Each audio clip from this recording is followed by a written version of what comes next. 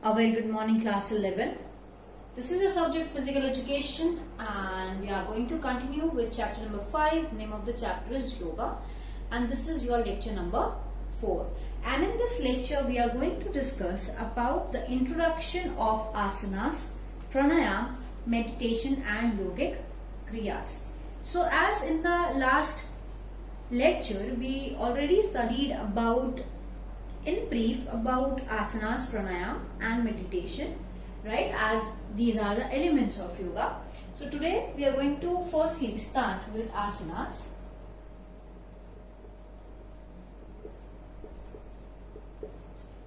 Okay, so when we talk about asanas, we know that it is a kind of a position or a posture in which an individual comes, right? So that is your asana. So when we talk about the definition of asana, so we are going to talk about the definition which was given by Patanjali.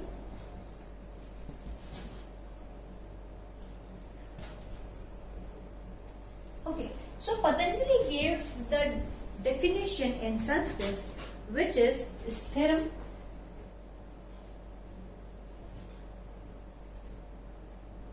sukham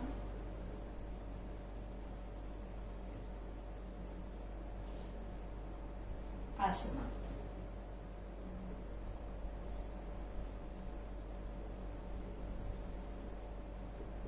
Okay, and in English it means that the position which is comfortable and steady, right? So sthiram sukham. So sthiram means a steady position in which you are steady, you are sthir, they wanted to say. Sukham, that is in which you are in ease, in which you are comfortable, and asanam, as I said, is just a posture or a position. So it is a position in which you are comfortable and steady. So a position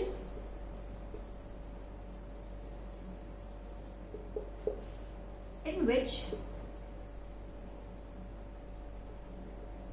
an individual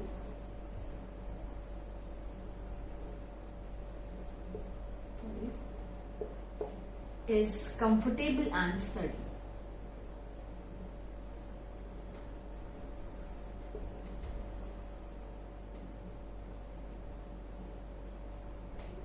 Till here you might have understood that according to Patanjali, if we talk about asanas, then it does mean sthiram sukham asanam. And please do understand one thing, learn this definition as well, as in a question it might ask what do you mean by sthiram sukham asanam. So you need to know the correct meaning of this definition also. So, and it is a position in which an individual is comfortable and steady. Okay. The next definition about asanams are to sit in a comfortable position or posture for everlasting period is known as asana. So asana is to sit in a comfortable position or posture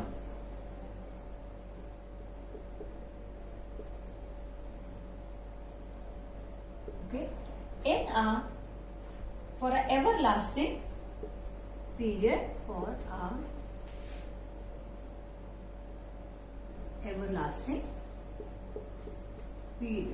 Now from here you might have understood that as we did the last definition, which was again about sitting or being in a position which is steady and comfortable, but here we are also have joined this that it can be for a everlasting period, that for a longer period of time, that means for a longer period of time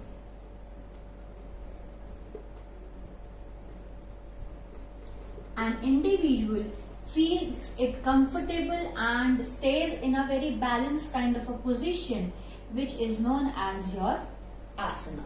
Okay, so some of the importances of asanas.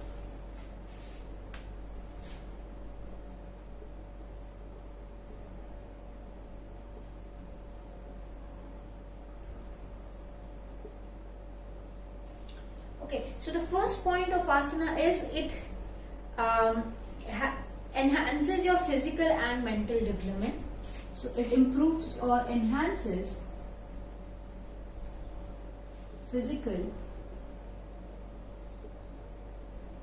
and mental development.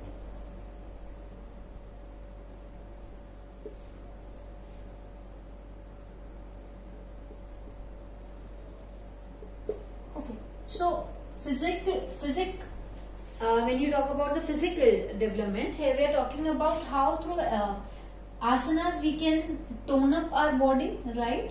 We can control our body weight, as in the starting of the chapter we studied about the importance of yoga also. And it also helps in to have a stress-free kind of a life. It also helps us in relaxing not only the body but also the mind all there. So it enhances both us at a level of physical or a mental aspect. Next thing is that it also helps in preventing and controlling of diseases. So it prevent and control disease.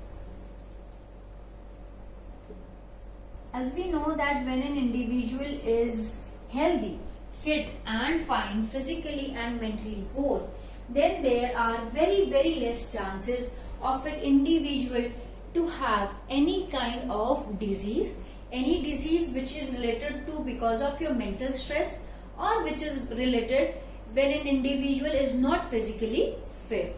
Okay, and it also helps in delaying the aging. So it also delays aging.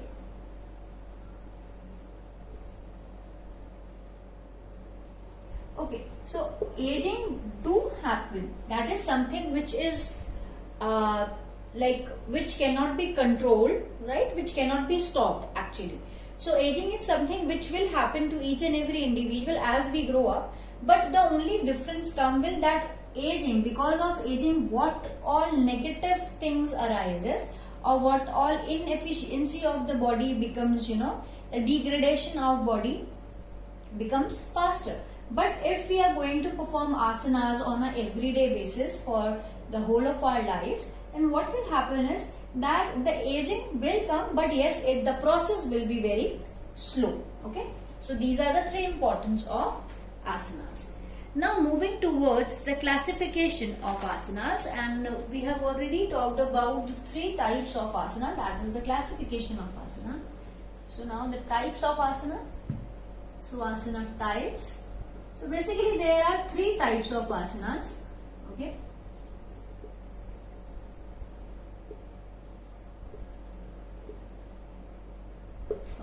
So basically there are three types of asanas, and yesterday we said that it is meditative asana, relaxative asana and cultural asanas. So we are going to start with the very first, which is our meditative asana.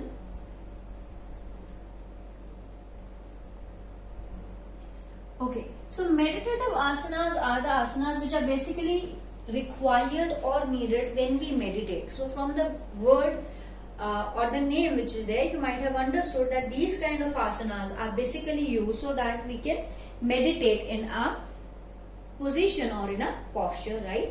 So by practicing these asanas, the meditation power of an individual enhances. So the first point is it is used for meditation.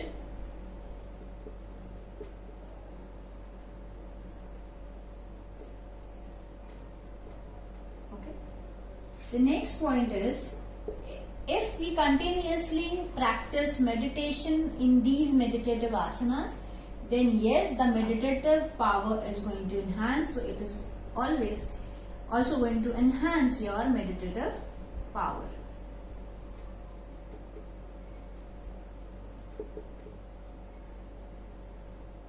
Okay. The next point says that meditation is done by being in constant in these asanas. First of all, meditative asanas are the asanas in which we have the the balance of the body is good, right?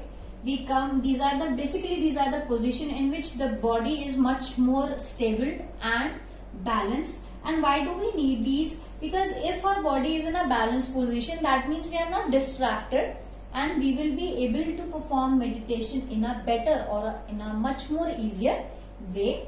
Okay. So third point says that because we need to meditate in a constant position, so these asanas helps an individual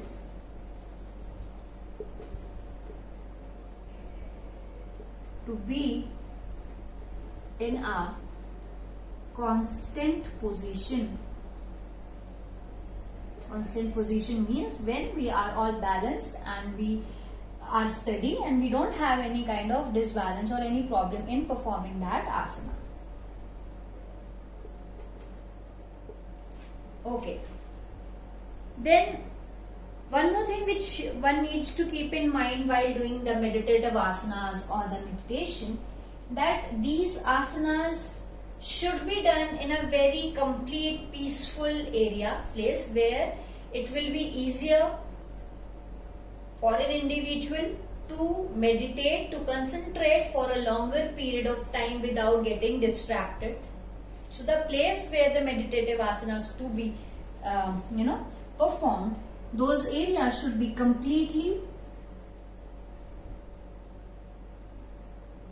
peaceful. Okay, understood?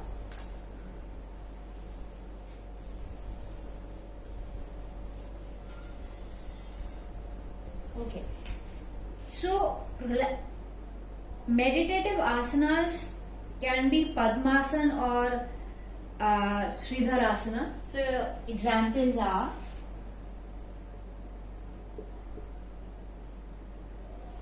Padmasana,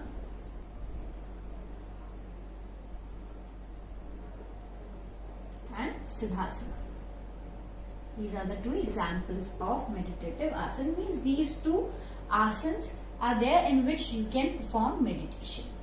Okay.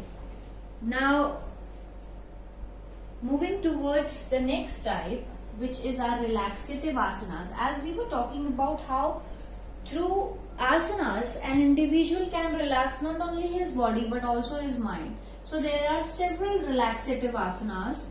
Okay. Relaxative asanas.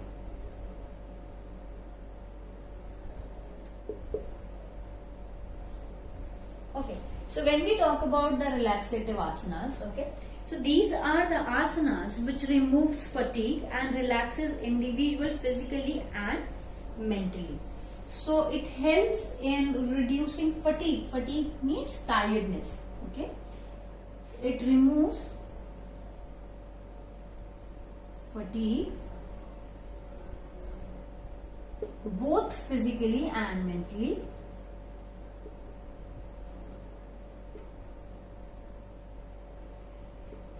Okay, see, sometimes I'll tell you how it happens. If physically, we obviously understand that if you do any physical activity, you get fatigued, you get tired. But sometimes we have this mental tiredness or mental fatigue also. And how it happens, for example, you might have seen while giving the exam of all together for 3 hours, when you come out of the exam, you feel a bit tired. Or when you sit and study in one place only, then also you become tired, right? And all that happens to your mental aspect. So when we continuously use our brain for doing or focusing again and again on different things, then we have mental fatigue also. So relaxative asanas removes both of your physical as well as your mental fatigue. Okay, and these kind of asanas are performed in a very different manner. It can be performed with the instructor, it can be performed without instructor also. When you perform relaxative asanas, you need to understand that the body should all be like loose, right? In whatever asana you are into while you perform relaxative asanas, the body should be loosen up. So you loosen your body while doing it. So it not only relaxes your muscles, bones, the organs as well while you breathe in, breathe out. So the way of your breathing, it slows down, right? Your muscles become loosen up, so they relaxes, and your whole body relaxes. And because you do it in a very peaceful way, very steadily, that is why your mental aspect also get relaxed. Okay. The examples are Shavasana,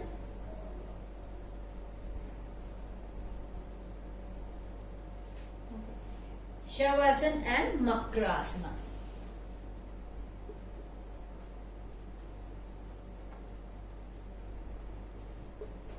Okay, right? Moving towards the third type of asana,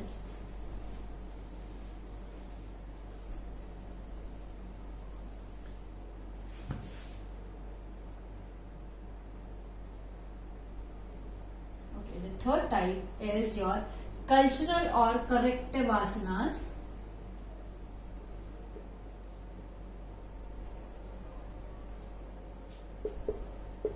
Okay, so when we talk about the cultural and corrective asanas, so these are the asanas which are used to regulate and systemize different activities of the body.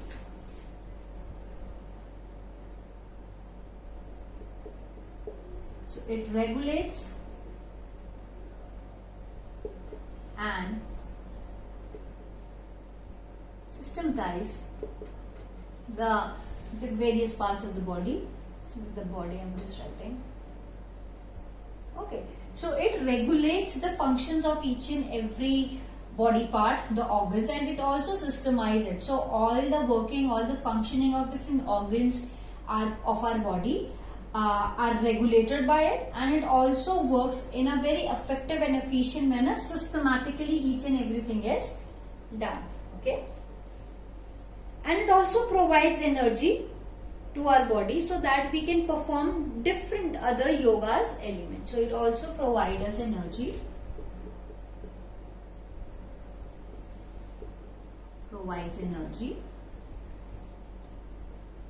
so that we can perform pranayam, dharana, pratyahara, whatever other elements which are there. Okay, and it also helps you in enhancing the flexibility and strength of the body. So it also enhances flexibility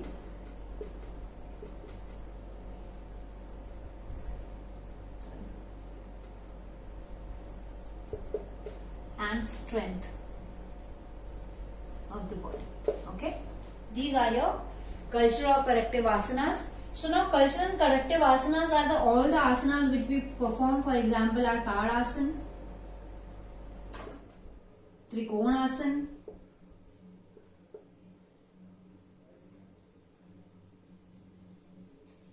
okay, Vrikshasana. So all the other asanas which are there, Vrikshasana, Matsyasana, Paschimottanasana, Padhastasana. So all other asanas which are performed, which actually regulates and systemizes your body, which provides energy, and yes, which enhances your flexibility and the strength of the body. All those asanas are there so that you can have this, changes in your body. Okay, so now moving towards the pranayam.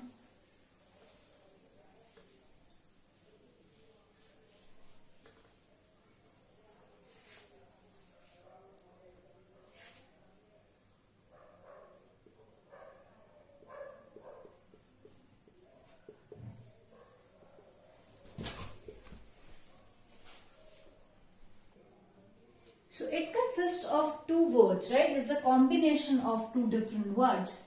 One is your prana or pran, which you can say, and the other one is your yama. Okay, so from the word prana, you can say it is your vital energy or life force. So it can be said as the vital energy, the energy which is important, necessary. vital energy or life force. Okay, and yama means to control. So basically when you join these two words, you'll understand that it is something which is related to when you control your pranas or when you control the life force or the vital energy of an individual. That is your pranayama. Okay, so it is to control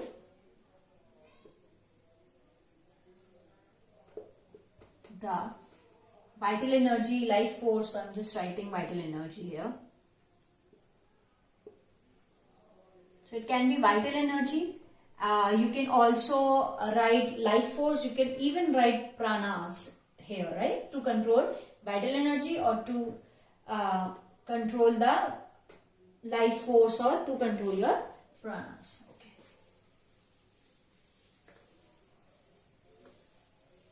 Okay. So yes, in yesterday's class we did talk about pranayama, and we said that it consists of three types also, which are Purkha, Rechika and Kumbhaka. Okay. So Purkha means inhalation.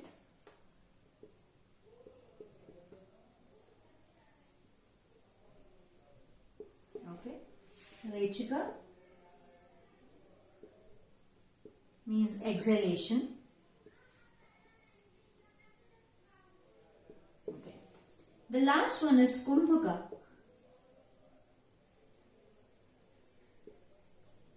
And Kumbhaka means when you retain your breath. So retaining your breath, or like having a pause, like you breathe in and then you stopped, and this stoppage in between is your Kumbhaka, and then you exhale back, right? So exhalation, inhalation, and this is retaining your breath or that pause in between.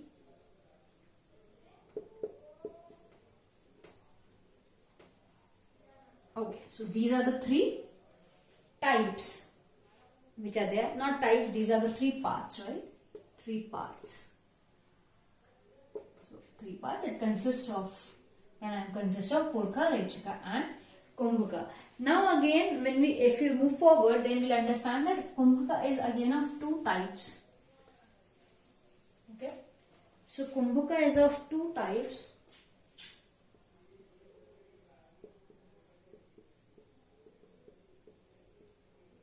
First is your internal. So when we talk about the internal Kumbhaka, that means when you retain breath after completing one inhalation. So to retain breath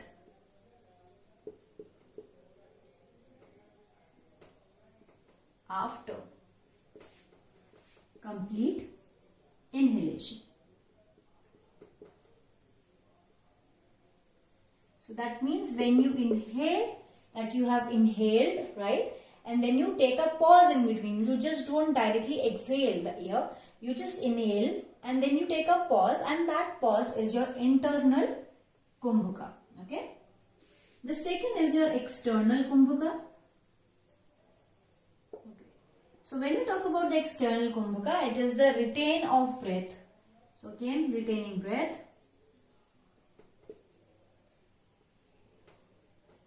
after complete exhalation.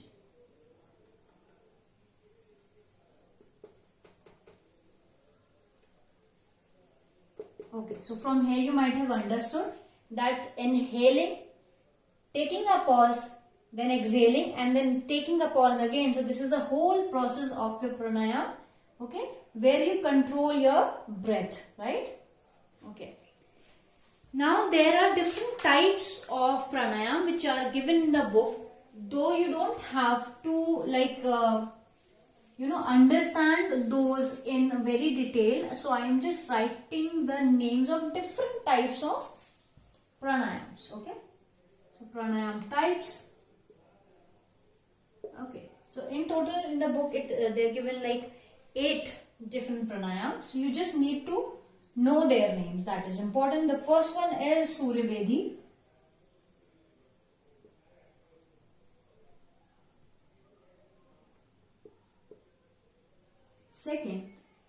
Second is your Ujjain.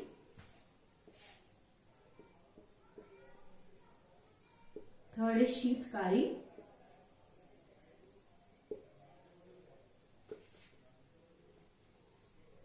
Fourth is Sheetli.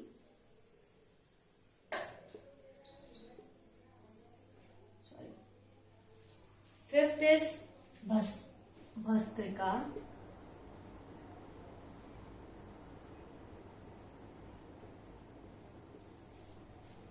Seven is Brahmari.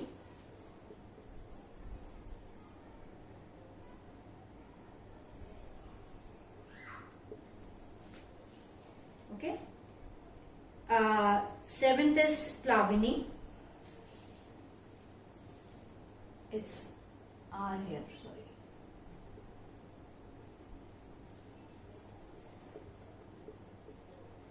It's Plavini.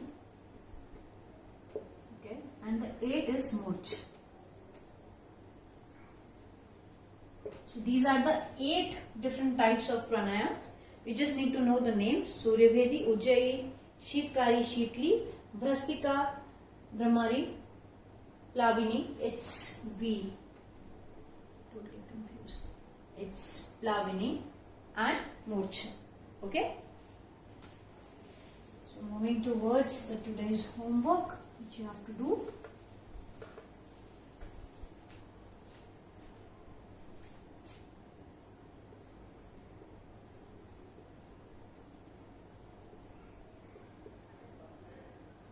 Question number 1 for today's homework is explain the 3 types of pranaya.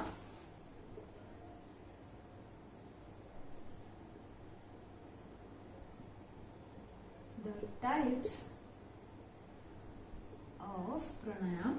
So while discussing the types of pranaya, you need to write in detail all 3 of them with the 2 types of kumbhaka also. So in total you need to explain 5. Question number 2 is write any 3 examples of cultural asana. So you just name any 3 cultural asana.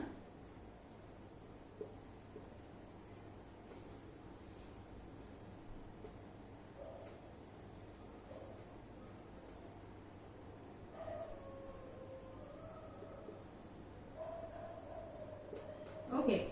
And question number 3, the last question is explain asanas.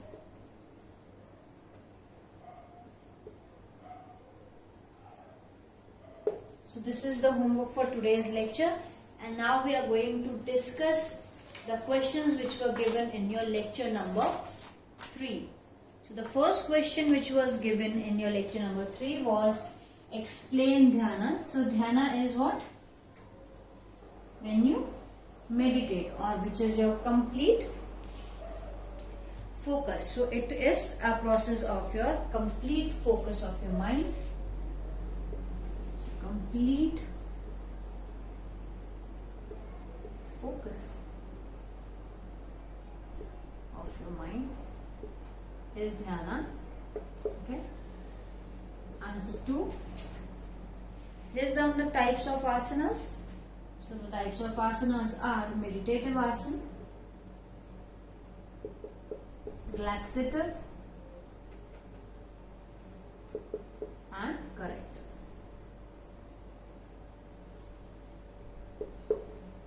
Answer number 3. The question was, what do you mean by kumbhaka? So kumbhaka is what? Retaining of breath.